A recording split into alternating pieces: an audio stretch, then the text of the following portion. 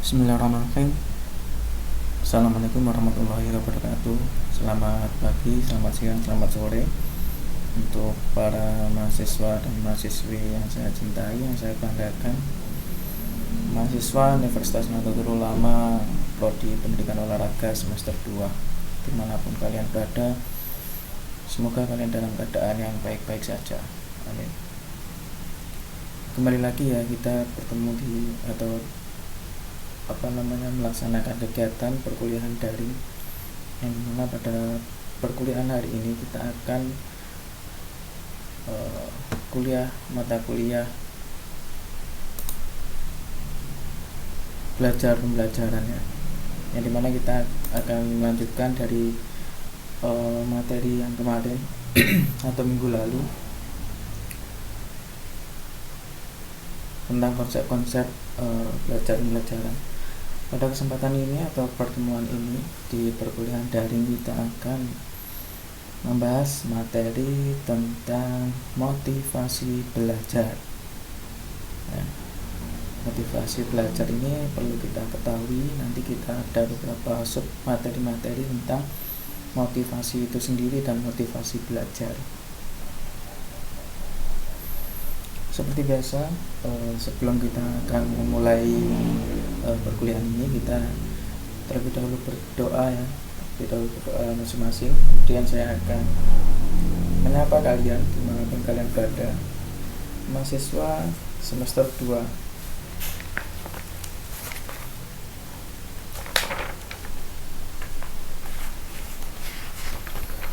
Mahasiswa semester 2 Prodi Pendidikan Olahraga, yaitu ada Saudara Abi Julianto, kemudian ada Ahmad Wahyu Ferdianto, Saudara Adi Setiawan, kemudian ada Saudara Afriha Ainul Fadli, ada Saudara Ahmad Ibnu Syekhul Jamil, kemudian ada Ahmad Ramadan Mubarak, ada Ahmad Wanananto Soleh, kemudian ada Ali Maskur, Saudara Ali Sodik Setiawan, Saudara Alfian Relawanda Firmansyah, kemudian ada Ari Devan Irmanto Putra, ada Saudara Bagos Trilaksono,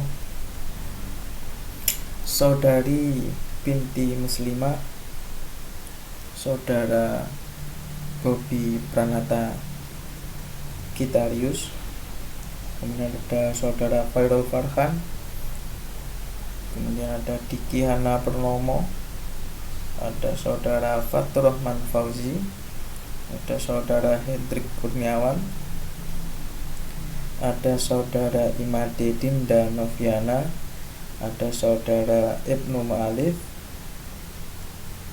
kemudian ada Saudara Ilyas Fatikonada, ada Imam Siswanto, ada Farid Irdiansyah, kemudian ada Khairon Zamzami, ada Saudara Muhammad Khairon, kemudian ada Saudara Muhammad Arga Pradana Ajis, ada Muhammad Sirojul Munir, ada Muhammad Amin Rois, ada Muhammad Fakhrul Abadi, ada Saudara Novela Hardianto, Saudari Rasma Lupitasari, kemudian ada Saudara Samsul Hadi, ada Saudara Tony Artika, kemudian Saudara Yanto Susilo, dan yang terakhir ada Saudari Yunita Ayu Lestari.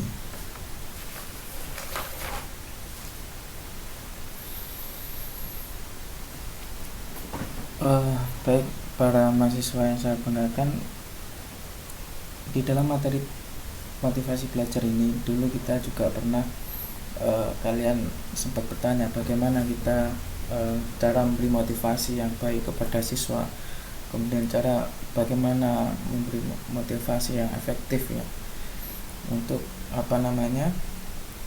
perlu diterapkan untuk seseorang. Jadi di dalam materi motivasi belajar ini kita akan mengupas tentang pengertian apa itu motivasi, kemudian bagaimana cara melaksanakan motivasi itu sendiri, kemudian bagaimana cara-caranya, Kemudian untuk apa itu motivasi dan peran-peran motivasi untuk apa, untuk tentunya tentang belajar pembelajaran.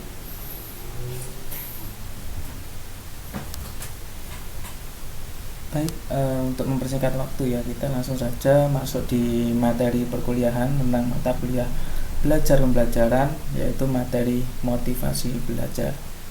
Silakan untuk menyimak.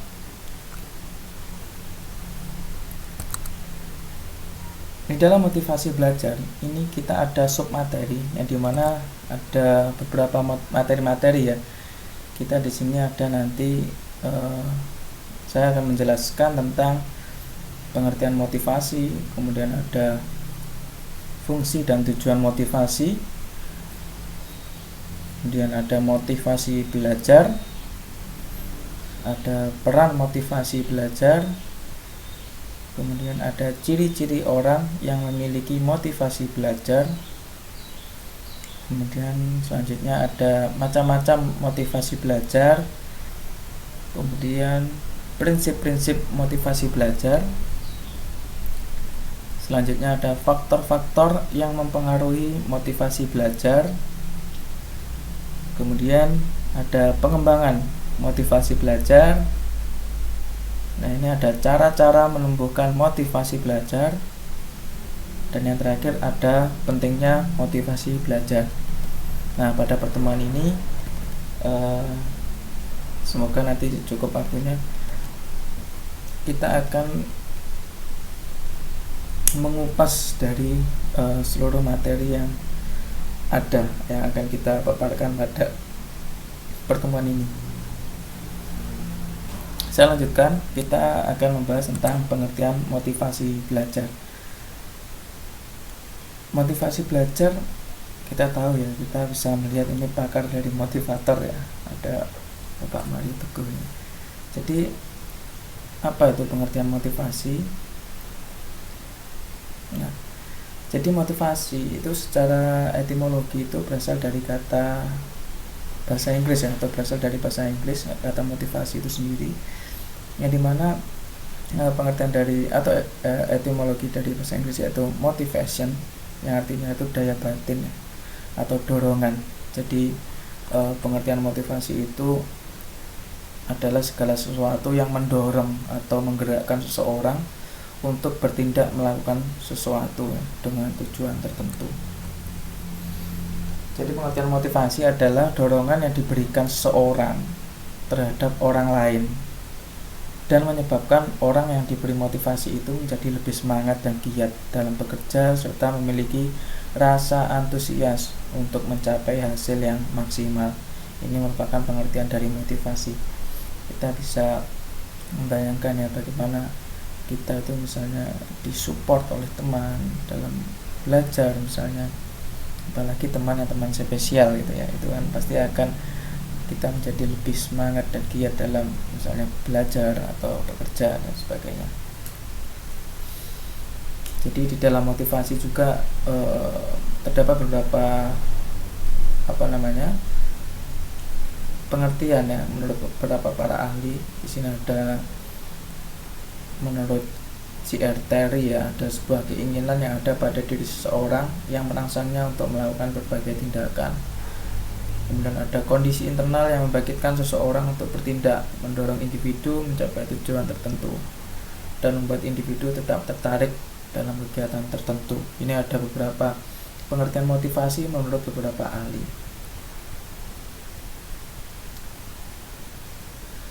Kemudian saya lanjutkan, ini pengertian tentang motivasi. Saya lanjutkan tentang, nah ini ada fungsi dan tujuan motivasi itu sendiri ya. Di dalam fungsi dan tujuan motivasi itu menurut Sardiman tahun 2011, fungsi motivasi itu dibagi menjadi 3. Ada yang pertama itu mendorong manusia untuk berbuat atau sebagai penggerak gitu. Mendorong manusia untuk berbuat atau sebagai penggerak. Kemudian fungsi motivasi lagi untuk menentukan arah tujuan. Jadi untuk menentukan arah tujuan yang hendak dicapai itu ya. Karena dilakukan sesuai dengan rencana yang sudah ditentukan sebelumnya. Jadi fungsi motivasi di sini untuk menentukan arah tujuan yang akan atau yang hendak dicapai karena dilakukan sesuai dengan rencana yang sudah ditentukan sebelumnya. Kemudian yang ketiga, menyeleksi perbuatan. Menyeleksi perbuatan itu yaitu menentukan tindakan apa saja yang harus dilakukan yang relevan untuk mencapai tujuan. Jadi itu merupakan fungsi motivasi ya, yaitu menyeleksi perbuatan. Jadi perbuatan apa atau perbuatan yang menentukan tindakan apa saja yang harus dilakukan yang relevan untuk mencapai tujuan. Sedangkan tujuan motivasi di sini adalah untuk menggerakkan atau menggugah seseorang agar timbul keinginan dan kemauannya untuk melakukan sesuatu sehingga dapat memperoleh hasil atau mencapai tujuan tertentu. Ini merupakan fungsi dan tujuan motivasi. Tadi juga sudah saya singgung ya, saya bahas tentang fungsi motivasi tersebut dan tujuan motivasi tersebut. Kemudian tujuan motivasi itu bagi manajer, ini misalnya di suatu perusahaan gitu ya, kemudian sebagai guru, ini sebagai pengajar dan pendidik. Jadi tujuan motivasi itu bagi seorang manajer itu tujuan motivasinya untuk menggerakkan pegawainya atau bawahan gitu ya, atau bawahan dalam usaha untuk meningkatkan prestasi kerja sehingga tercapai tujuan organisasi yang dipimpinnya. Ini tujuan motivasi ya bagi seorang manajer. Jadi untuk memotivasi atau menggerakkan pegawai atau bawahannya agar dia itu terus berusaha untuk meningkatkan kinerja atau prestasi kerjanya, yang mana pada akhirnya nanti akan tercapai tujuan dalam organisasi yang dipimpin oleh manajer ini sendiri. Ini bagi manajer misalnya di sebuah perusahaan atau tempat-tempat kerja gitu ya. Kemudian tujuan motivasi bagi seorang guru itu adalah untuk menggerakkan atau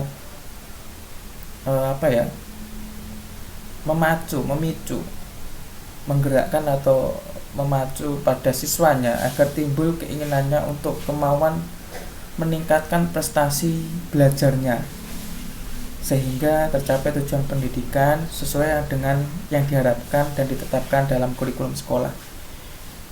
Jadi motivasi bagi seorang guru itu untuk menggerakkan siswanya agar timbul keinginan dan kemauannya untuk meningkatkan prestasi. Caranya seperti apa? Jadi nanti kita akan bahas di slide selanjutnya. Jadi pengertian motivasi pada materi ini cukup menarik untuk dibahas. Jadi itu ya untuk fungsi dan tujuan motivasi bagi seorang manajer mungkin dan bagi seorang guru. Saya lanjutkan, ini adalah beberapa pengertian tentang motivasi dan fungsi dan tujuan. Kemudian saya lanjutkan tentang motivasi belajar. Nah, kita harus tahu sendiri pengertian dari motivasi belajar. Kalau tadi itu hanya motivasi. Jadi motivasi belajar itu merupakan salah satu faktor yang turut menentukan keefektifan dalam pembelajaran. Ini jadi penting sekali motivasi belajar ini karena ini merupakan salah satu faktor yang menentukan keefektifan dalam pembelajaran. Jadi seorang peserta didik atau siswa itu ya, itu akan belajar dengan baik apabila ada faktor pendorongnya. Faktor pendorong itu ya motivasi belajar itu sendiri. Jadi motivasi itu merupakan sebagai faktor pendorong bagi siswa atau seorang siswa gitu ya. Jadi peserta didik itu akan belajar dengan sungguh-sungguh jika memiliki motivasi belajar yang tinggi.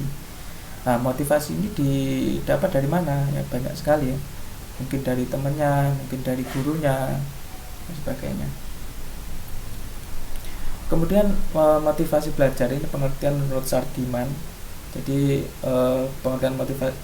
pengertian motivasi belajar menurut Sardiman yaitu seluruh daya penggerak di dalam diri siswa yang menimbulkan kegiatan belajar, yang menjamin kelangsungan dari kegiatan belajar itu sendiri, yang memberikan arah pada kegiatan belajar sehingga tujuan yang dikehendaki oleh subjek belajar itu dapat dicapai. Ini menurut Sardiman.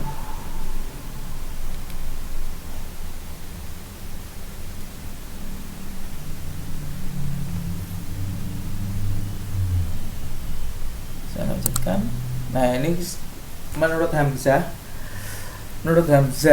B. Uno tahun 2011 ya. Ini bahwa motivasi belajar yaitu dorongan internal dan eksternal pada siswa yang sedang belajar untuk mengadakan tingkah laku, pada umumnya dengan beberapa indikator atau unsur-unsur yang mendukung. Ini menurut Hamzah B. Uno tentang pengertian motivasi belajar. Jadi dorongan internal dan eksternal pada siswa yang sedang belajar untuk mengadakan tingkah laku, pada umumnya dengan beberapa indikator atau unsur-unsur yang mendukung. Jadi apa indikator-indikatornya? Nah, ini penting kita ketahui bahwa di dalam motivasi belajar itu ada indikator-indikator untuk unsur-unsur yang mendukung atau dorongan-dorongan itu sendiri, yaitu seperti adanya hasrat atau keinginan untuk berhasil pada siswa itu sendiri, itu merupakan salah satu indikator atau dorongan. Kemudian dorongan dan kebutuhan dalam belajar. Nah, dia memang butuh untuk belajar agar tahu tentang ilmunya mungkin, atau sekedar menyerap ilmu pengetahuan. Kemudian ada indikator-indikator lain, yaitu seperti ada harapan dan cita-cita untuk masa depan. Jadi siswa itu memiliki harapan dan cita-cita untuk masa depan. Kemudian ada lagi tentang penghargaan dalam belajar. Nah, di sini penghargaan itu banyak sekali ya yang diberikan oleh guru. Kemudian ada indikatornya, yaitu lingkungan belajar yang kondusif. Jadi lingkungan belajar yang kondusif itu ya tempatnya itu sangat nyaman untuk dilaksanakan kegiatan belajar mengajar ya. Misalnya faktor lingkungan di sini. Misalnya kita belajar sekolahannya itu di tempat yang tenang gitu ya. Tempat yang udaranya bersih, itu akan membuat lingkungan belajar yang kondusif. Kalau misalnya di salah satu sekolah itu dekat dengan TPA atau tempat sampah ya, tempat pembuangan akhir itu kan tidak kondusif ini karena ada polusi udara gitu. Ini itu tidak nyaman untuk belajar.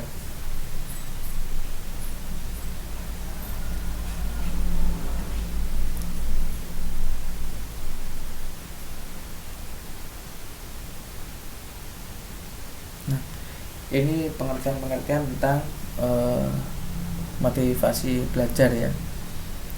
Jadi motivasi belajar itu adalah seluruh daya penggerak psikis kita atau psikis yang ada dalam diri individu setiap siswa yang dapat memberikan dorongan untuk belajar demi mencapai tujuan dari belajar tersebut.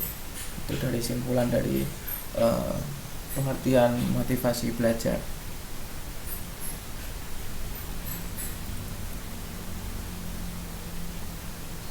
Saya lanjutkan tentang peran ya. Nah, ini ada peran motivasi belajar. Jadi peran penting dalam motivasi atau peran penting motivasi dalam kegiatan belajar pembelajaran itu ada beberapa ya. Jadi ada peran tentang menentukan penguatan belajar. Jadi motivasi belajar dalam kegiatan belajar pembelajaran itu peran motivasi sebagai penentu atau menentukan penguatan belajar. Jadi motivasi dapat berperan dalam penguatan belajar apabila seseorang anak atau siswa gitu ya, yang sedang belajar itu dihadapkan pada suatu masalah misalnya, yang menentukan pemecahan dan hanya dapat dipecahkan berkat bantuan hal-hal yang pernah dilalui. Itu merupakan peran penguatan belajar. Kemudian yang kedua ada peran motivasi belajar itu memperjelas tujuan belajar. Jadi peran motivasi dalam memperjelas tujuan belajar itu erat kaitannya dengan makna dari belajar itu sendiri gitu ya.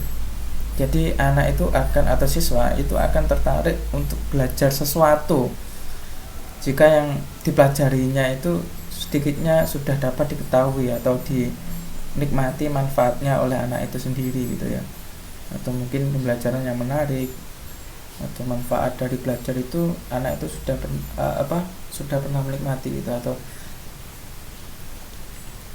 sudah mengetahui manfaat dari kegiatan belajar tersebut. Itu merupakan peran motivasi dalam memperjelas tujuan belajar.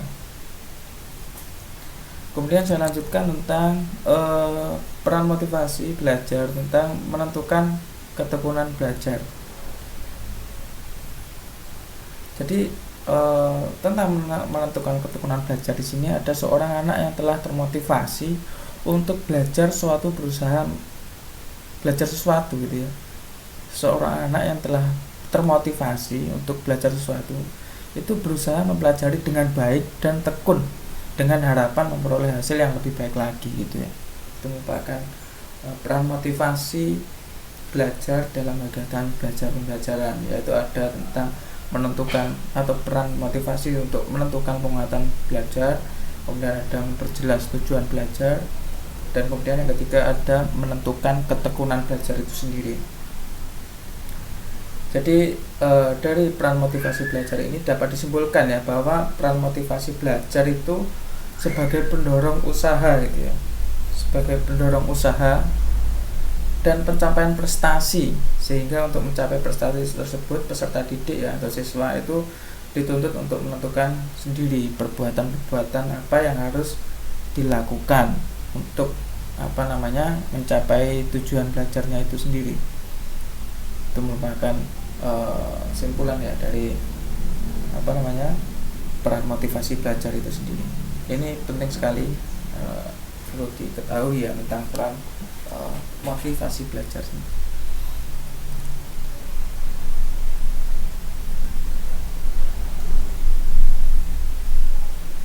Kemudian saya lanjutkan tentang setelah peran motivasi belajar. Nah, ini ada ciri-ciri orang yang memiliki motivasi belajar. Kita akan ketahui dan mungkin kalian akan membanding-bandingkan gitu ya, akan mengetahui tentang bagaimana ciri-ciri orang yang memiliki motivasi belajar itu.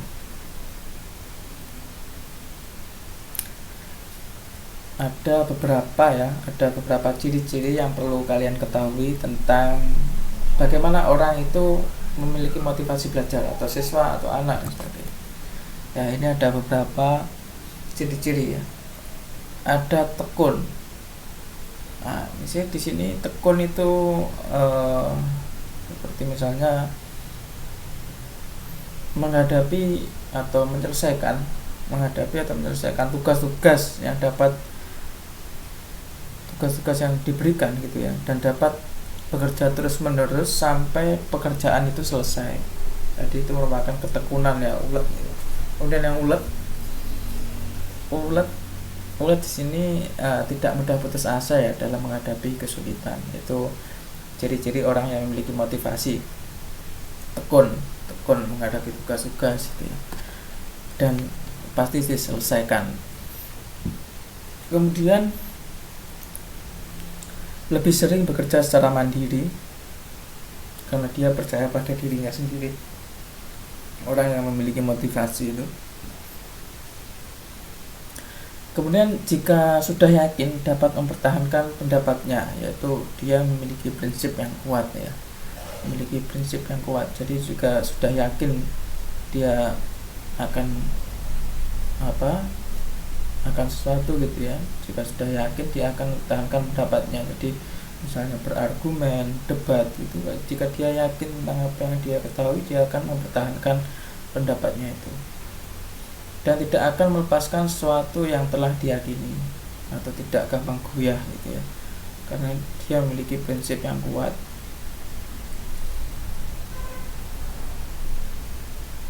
Kemudian yang terakhir ada sering mencari dan memecahkan masalah atau soal-soal gitu ya. Itu merupakan sedikit tentang ciri-ciri orang yang memiliki motivasi belajar.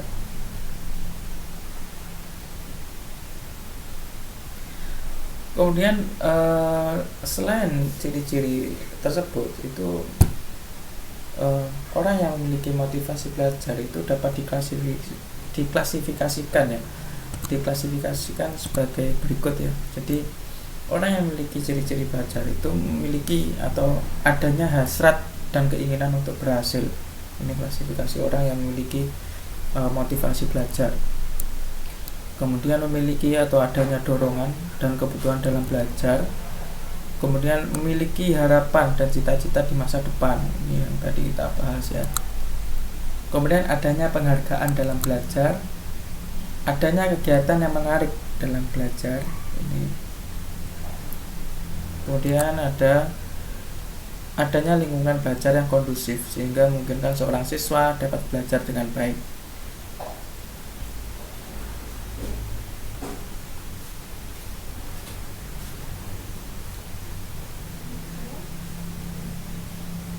Jadi dari orang ini ya, dari ciri-ciri orang yang memiliki motivasi ini, kita bisa menarik kesimpulan bahwa besarnya motivasi belajar. Jadi besarnya motivasi belajar yang ada pada seseorang atau ada pada siswa itu akan tercermin pada tingkah lakunya ya, akan tercermin pada tingkah lakunya. Nah ini kalian bisa mengamati ini, mengamati diri kalian sendiri mungkin, atau mengamati teman kalian. Jadi tingkah laku yang saya maksud di sini ada misalnya yaitu tadi seperti tekun mengerjakan tugas, kemudian ulet menghadapi kesulitan ya, tidak mudah putus asa itu. Kemudian lebih sering bekerja mandiri karena percaya akan dirinya sendiri. Nah itu seperti tadi. Kemudian memiliki prinsip ya, kemudian sering mencari dan memecahkan atas soal-soal, sering memecahkan soal-soal gitu ya. Kemudian memiliki hasrat, kemudian memiliki kebutuhan dalam belajar, memiliki cita-cita masa depan, dan seterusnya. Jadi apabila seseorang atau siswa gitu ya itu memiliki ciri-ciri seperti ini, itu berarti orang tersebut memiliki motivasi yang cukup kuat.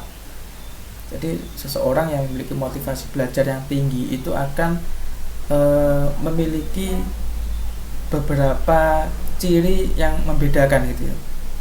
Beberapa ciri yang membedakan antara dirinya bila dibandingkan dengan seseorang yang memiliki motivasi yang rendah. Jadi orang yang memiliki motivasi tinggi itu memiliki perbedaan atau bisa dibedakan gitu ya, antara memiliki motivasi belajar yang tinggi dan yang memiliki motivasi yang rendah.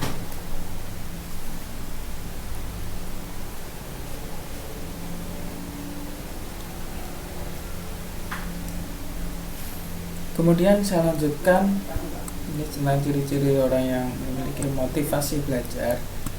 Saya lanjutkan tentang ini macam-macam motivasi belajar.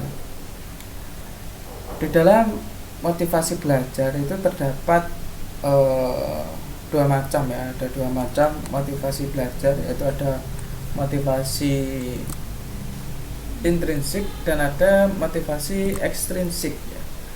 Motivasi intrinsik ini yang berada dalam diri seseorang, kalau di ekstrinsik itu yang pengaruhnya dari luar. Jadi motivasi intrinsik ini adalah motif-motif yang menjadi aktif ya. Motivasi intrinsik itu merupakan motif-motif yang menjadi aktif dan fungsinya itu tanpa harus dirangsang dari luar itu ya. Fungsinya tanpa harus dirangsang dari luar. Karena di dalam diri individu atau di dalam diri orang itu sudah ada dorongan untuk melaksanakan sesuatu ya. Karena intrinsik itu berada pada diri. Kalau ekstrinsik itu dari pengaruh dari luar. Gitu. Jadi misalnya bila seseorang atau misalnya ya seorang atau siswa itu telah memiliki motivasi intrinsik ini, maka secara sadar akan melakukan kegiatan dalam belajar dan selalu ingin maju, sehingga tidak memerlukan motivasi dari luar dirinya ya, karena sudah tertanam di dirinya sendiri. Karena di sini di latar belakangi biasanya motivasi intrinsik itu memiliki keinginan yang positif gitu ya, bahwa yang akan dipelajari akan berguna di masa yang akan datang. Karena motivasi intrinsik ini sadar akan dirinya sendiri, tidak terpengaruh oleh orang luar atau tidak terpengaruh dari luar.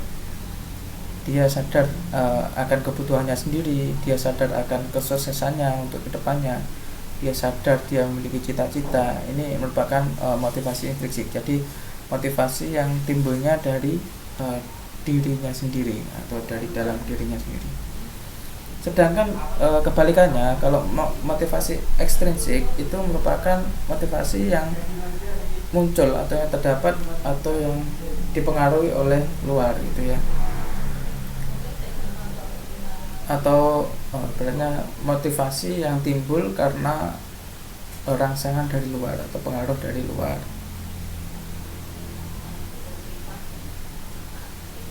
Jadi motivasi itu dikatakan ekstrinsik bila siswa atau bila peserta didik itu menempatkan tujuan belajarnya itu di luar faktor-faktor situasi belajar. Jadi ada berbagai macam cara ya yang bisa dilakukan agar siswa tersebut termotivasi untuk belajar.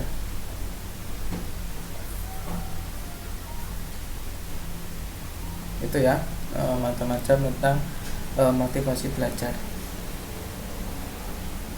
Jadi ada motivasi intrinsik, itu motivasi yang timbulnya dari dalam individu itu sendiri, dan motivasi ekstrinsik itu motivasi yang timbulnya dari rangsangan atau pengaruh dari luar individu tersebut, bisa mungkin teman, guru, lingkungan dan sebagainya.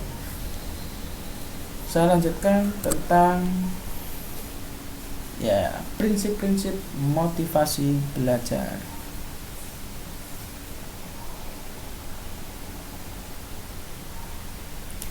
Jadi ada beberapa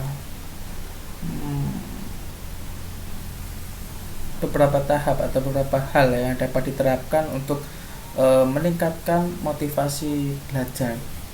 Jadi memiliki beberapa prinsip bahwa topik belajar menarik. Jadi di dalam prinsip-prinsip motivasi belajar itu harus memiliki topik belajar yang menarik ya. Jadi peserta didik itu akan lebih giat atau lebih tertarik gitu ya apabila topik yang akan dipelajari itu menarik dan berguna bagi dirinya. Maka dari itu perlu untuk topik belajar itu diupayakan menarik gitu ya, agar peserta didik itu lebih giat dalam belajar dan lebih tertarik untuk lebih tertarik untuk mempelajari topik-topik tersebut. Kemudian prinsip-prinsip motivasi belajar selanjutnya itu tujuan pembelajarannya ya. Jadi tujuan pembelajaran di sini harus disusun secara jelas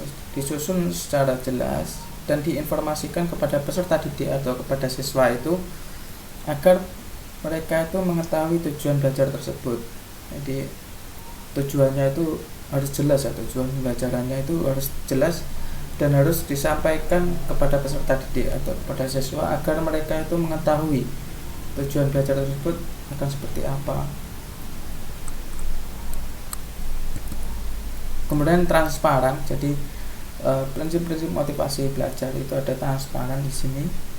Jadi peserta didik itu harus diberitahu ya tentang hasil belajarnya. Nah, ini penting sekali bahwa untuk anak itu termotivasi itu harus ada transparan bahwa dia hasil belajarnya seperti apa, itu perlu diberikan kepada siswa, harus diberitahu pada siswa itu sendiri.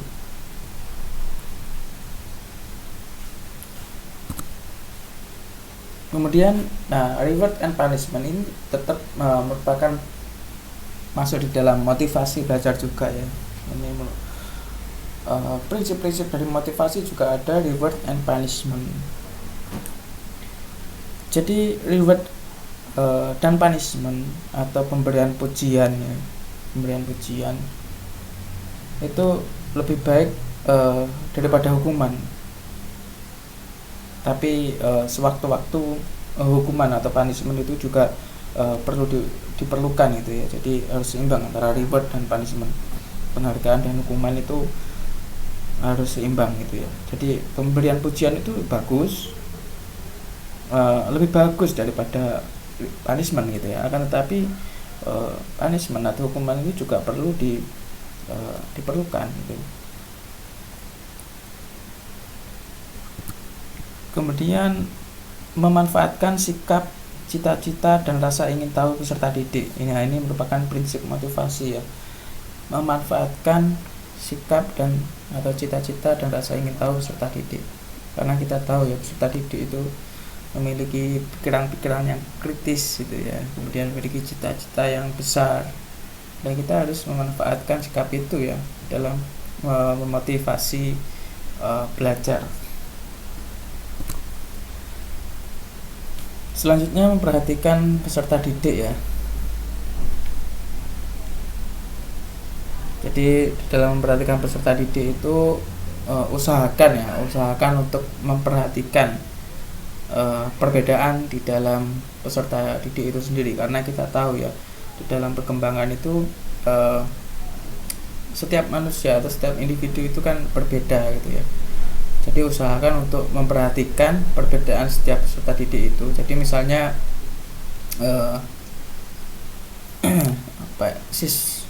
misalnya siswa itu memiliki perbedaan kemauan dalam kegiatan belajar mengajar itu, kita harus menampung dari perbedaan-perbedaan itu.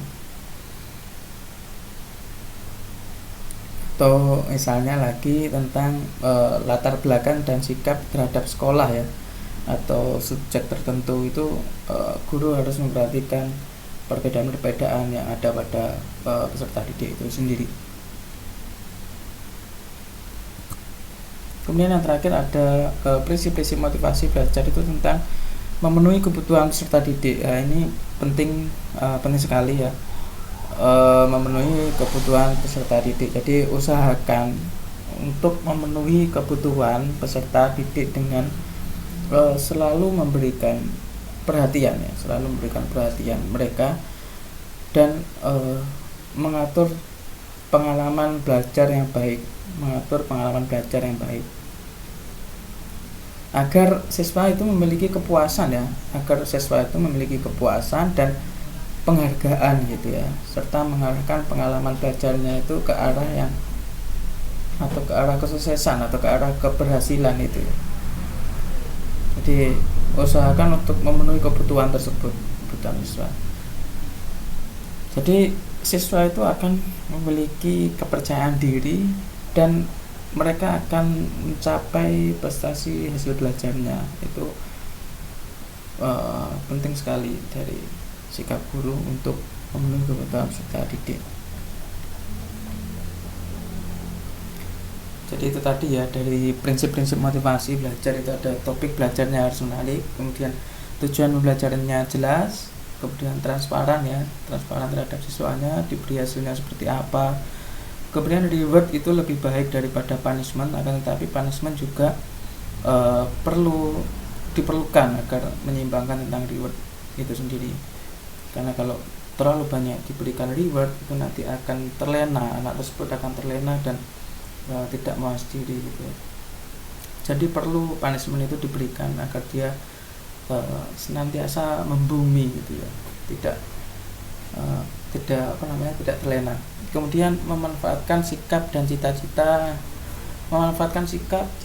dan rasa ingin tahu dari peserta didik itu sendiri. Kemudian ada memperhatikan peserta didik dan memenuhi kebutuhan peserta didik. Nah ini dari uraian tersebut ya kita bisa simpulkan bahwa ada beberapa prinsip-prinsip untuk meningkatkan motivasi belajar,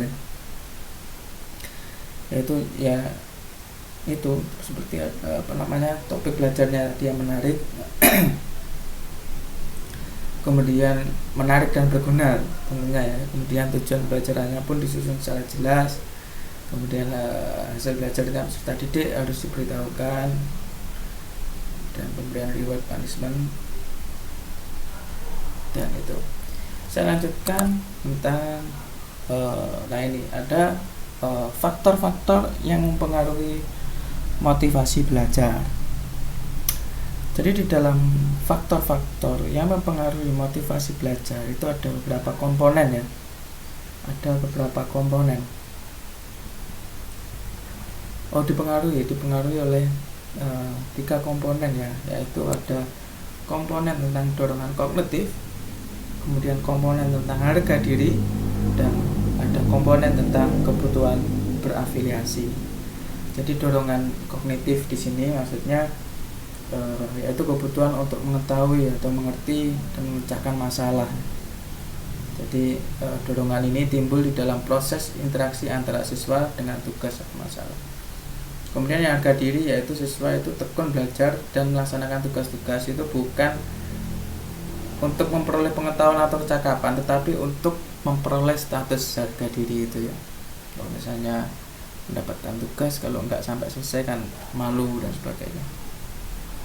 Kemudian kebutuhan berafiliasi yaitu untuk kebutuhan menguasai bahan belajar dengan niat guna untuk mendapatkan pembenaran diri atau orang lain atau teman-temannya. Kebutuhan ini sukar ya dipisahkan dengan harga diri. Jadi harga diri dan kebutuhan berafiliasi saling berkaitan. Jadi di dalam komponen-komponen tersebut, faktor-faktor yang mempengaruhi motivasi belajar itu ada faktor internal, yang dimana di dalam faktor internal itu meliputi faktor fisik dan faktor psikologis ya. Ini merupakan faktor-faktor yang mempengaruhi motivasi belajar. Jadi ada faktor internal, yang dimana ada faktor fisik. Nah, faktor fisik di sini banyak sekali ya, yaitu meliputi seperti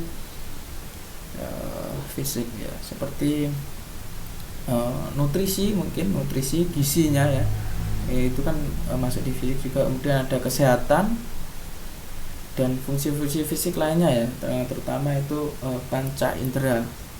Kemudian ada faktor psikologis. Faktor psikologis di sini berhubungan dengan aspek-aspek yang mendorong atau menghambat aktivitas belajar pada siswa itu sendiri. Kemudian faktor yang kedua ada faktor eksternal. Di sini faktor eksternal itu ada faktor non sosial dan faktor sosial. Yang dimana faktor non sosial itu meliputi ya tadi ya saya sempat menyebutkan tentang keadaan udara gitu ya, mungkin cuacanya panas atau dingin, kemudian ada waktu, ada pagi, siang, malam, kemudian tempat, nah ada sepi, bising, bau misalnya, atau kualitas sekolah tempat belajar itu ya, itu merupakan faktor non sosial. Kemudian sarana dan prasarana atau fasilitas belajar itu sendiri yang ada di sekolah tersebut, misalnya di sekolah, itu merupakan faktor yang mempengaruhi motivasi belajar. Tentang faktor eksternal, faktor non sosialnya. Sedangkan faktor sosialnya itu faktor sosialnya di sini ada faktor guru atau faktor manusia. Nah, faktor manusia di sini kan ada guru, kemudian ada orang tua, kemudian ada konselor gitu ya. Banyak. Kemudian yang baik yang hadir secara langsung maupun tidak langsung ya, itu merupakan faktor-faktor yang mempengaruhi motivasi belajar.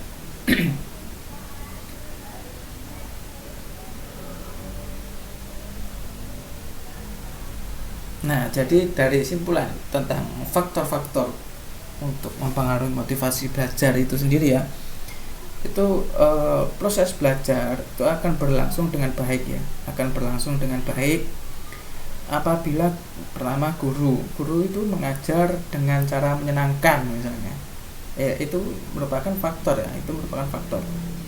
Kemudian bersikap ramah gitu ya, kemudian memberikan perhatian kepada siswanya, kemudian selalu membantu siswanya, misalnya siswa tersebut mengalami kesulitan belajar tentunya ya. Kemudian pada saat di rumah, misalnya siswa tetap mendapat perhatian orang tuanya, baik secara material yang menyediakan sarana dan prasarana belajar guna membantu atau mempermudah siswa itu belajar di rumah.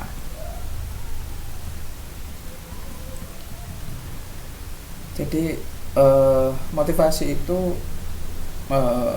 mempunyai atau motivasi belajar itu mempunyai pengaruh ya, mempunyai pengaruh yang sangat besar gitu ya terhadap hasil usaha seseorang atau hasil usaha siswa seseorang. Jadi bila usaha yang dilakukan peserta didik atau siswa itu adalah hal-hal yang positif dan menunjang serta berorientasi pada kegiatan belajar, maka motivasi belajar akan mempengaruhi hasil belajarnya. Itu merupakan faktor-faktor yang mempengaruhi motivasi belajar. Saya lanjutkan tentang pengembangan motivasi belajar. Ada pengembangan motivasi belajar itu, setiap motivasi belajar itu memiliki tujuan ya. Setiap motivasi belajar itu memiliki tujuan secara umum gitu ya, yaitu menggerakkan seseorang agar timbul keinginan dan kemauan. Jadi motivasi itu mengandung nilai-nilai pengembangan motivasi itu seperti menentukan tingkat keberhasilan atau kegagalan belajar. Jadi motivasi akan menentukan tingkat keberhasilan atau kegagalan belajar peserta didik. Jadi belajar tanpa adanya motivasi itu kiranya sulit untuk berhasil gitu ya. Kemudian hakikat pembelajaran yang bermotivasi. Jadi pembelajaran yang bermotivasi itu pada hakikatnya itu pengajaran yang disesuaikan dengan kebutuhan gitu ya. Jadi dorongan, motif dan minat pada peserta didik. Pembelajaran ini biasanya sesuai dengan tuntutan demokrasi dalam pendidikan. Kemudian kreativitas dan imajinasi guru. Nah, pembelajaran yang pembelajaran yang bermotivasi gitu ya. Bermotivasi itu menuntut kreativitas dan imajinasi guru untuk bersungguh-sungguh mencari cara-cara yang sesuai untuk digunakan membangkitkan dan memelihara motivasi siswa itu sendiri. Nah ini cukup susah ya. Jadi guru harus pintar-pintar dalam memiliki kreativitas dan imajinasi untuk membangkitkan dan memelihara motivasi belajar siswa. Jadi guru harus berusaha ya agar murid-muridnya itu memiliki self motivation yang baik. Jadi motivasi belajar yang baik. Kemudian pengaturan disiplin dalam kelas gitu ya. Jadi berhasil atau tidaknya dalam membangkitkan dan menggunakan motivasi dalam pengajaran itu bererat hubungannya dengan pengaturan disiplin di dalam kelas. Misalnya jika gagal itu akan berdampak pada timbulnya masalah disiplin dalam kelas.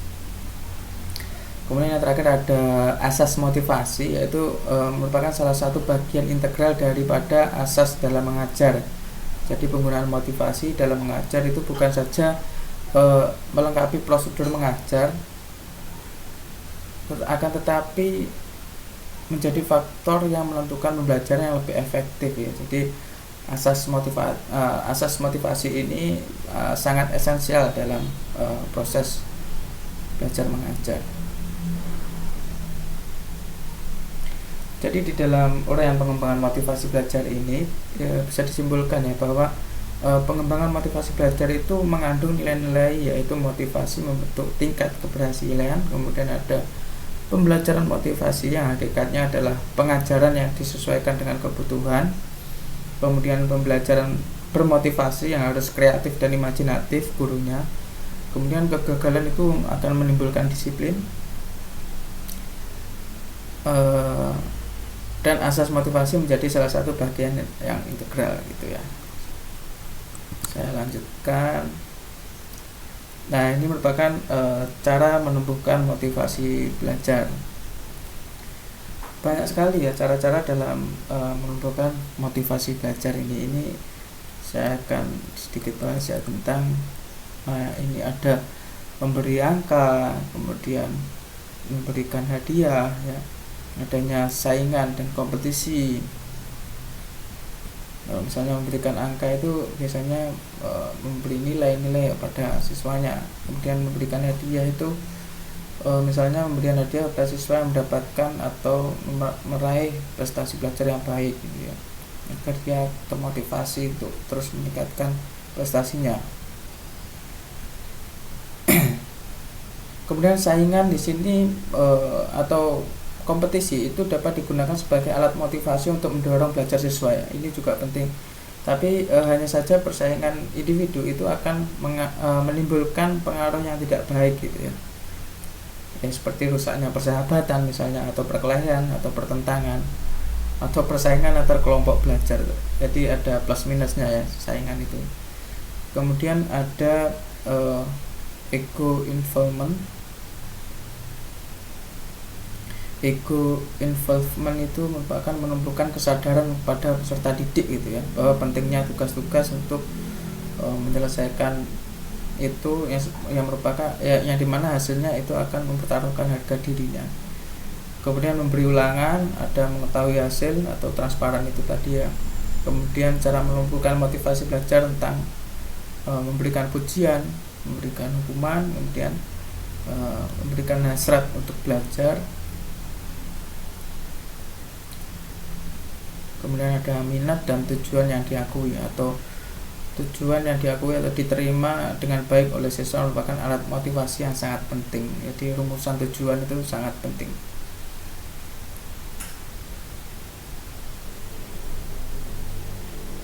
Nah, saya lanjutkan. Ini merupakan cara-cara menumbuhkan motivasi ya. Nah, ini yang terakhir tentang pentingnya motivasi belajar.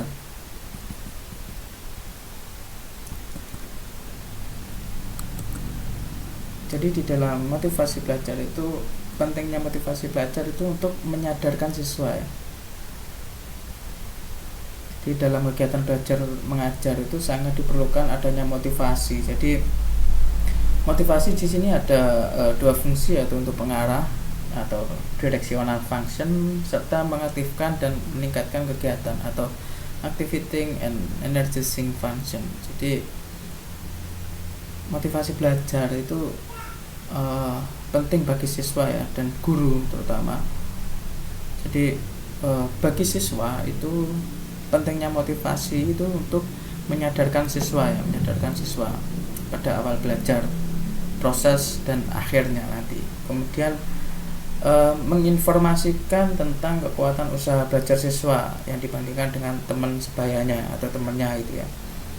Kemudian mengarahkan kegiatan belajar siswa, kemudian membesarkan semangat belajar siswa, dan yang terakhir ada menyadarkan tentang adanya perjalanan belajar ya, dan kemudian bekerja yang di sela-selanya ada istirahat dan bermain secara berkesinambungan. Nah, jadi itu ya. Jadi dari beberapa rangkaian uraian materi tadi kita bisa menyimpulkan ya. Jadi ada beberapa hal ya untuk atau beberapa hal betapa pentingnya motivasi belajar tersebut disadari oleh siswa ya. Jadi bila motivasi belajar itu disadari oleh siswa gitu ya, maka siswa tersebut akan belajar dengan baik gitu, sehingga akan meningkatkan prestasi belajarnya. Jadi dengan demikian itu ya, dalam proses pembelajaran itu juga guru berperan besar ya dalam mengupayakan meningkatkan motivasi belajar itu sendiri. Jadi guru dapat menumbuhkan motivasi belajar seperti yang diungkapkan pada yang saya sampaikan di awal-awal tadi ya. Jadi seperti guru memberikan angka, guru memberikan hadiah, kompetisi, kemudian beri ulangan dan lain sebagainya. Jadi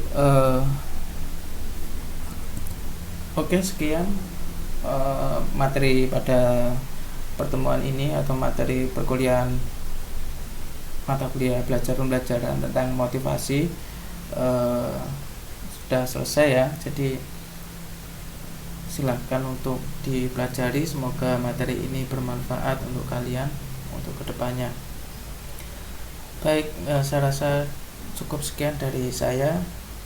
Terima kasih atas perhatiannya dan mohon maaf apabila ada salah ucap yang saya tuturkan. Sekian, wabillahi taufiq wal hidayah. Assalamualaikum warahmatullahi wabarakatuh.